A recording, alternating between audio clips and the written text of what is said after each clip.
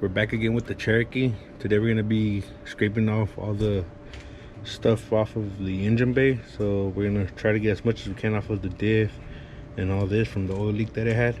We're also gonna spray with the oven cleaner and the pressure washer to get most of this off. We are gonna cover that, but at least the middle part, so we can get as much as gunk buildup from the transmission as well. What else? Oh, we're gonna scrape some of the stuff off of the cross member and anything that we see underneath the Jeep, because it does have a good amount of buildup down there as well. So we're gonna try to cover as many plugs as possible, or at least move them out of the way. We're gonna try to get most of the actual sheet metal that's dirty. We're gonna try to get that scraped and sprayed, and stay away from the fuel lines, plugs, vacuum hoses and all that, so we won't get water in there. We're done scraping the engine bay down. We kind of just give it a light pass, as long as it goes down enough for the oven cleaner to work on the rest of the grease that is still on there. It's good enough. We don't have to like get every single spot clean. We covered up the ECU, we covered up the vacuum line right there for the booster. You can see some plastic right there, that vacuum line as well, and most of the connectors on this side. We just need to cover up the exhaust, so because we don't want water to go in there, and the transmission shaft right there.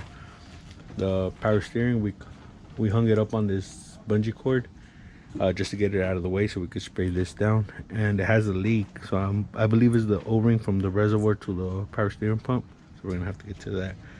For now, we're just gonna do this side. Once we're done with this side, we're gonna try to flip all the harness and stuff that we can from this side over this way, so we could get to the passenger side. We started scraping underneath the Jeep, and for the rear section over there, we're just gonna foam it up with the oven cleaner. And then for the transmission thing right here, we took off that thing right there, the transfer case cover thing, and we scraped most of this off, and this is what came out. I don't know if you guys could actually tell how much dirt this is. So much, and there's still more on here, but we got as much as we could off. Now we're just gonna foam it up with the oven cleaner, all this, and pressure wash it, and then we'll move over to the engine bay. We got to spraying the whole engine bay down, and we did the oven cleaner and then the pressure washer. We did some on the transmission. We covered that right there.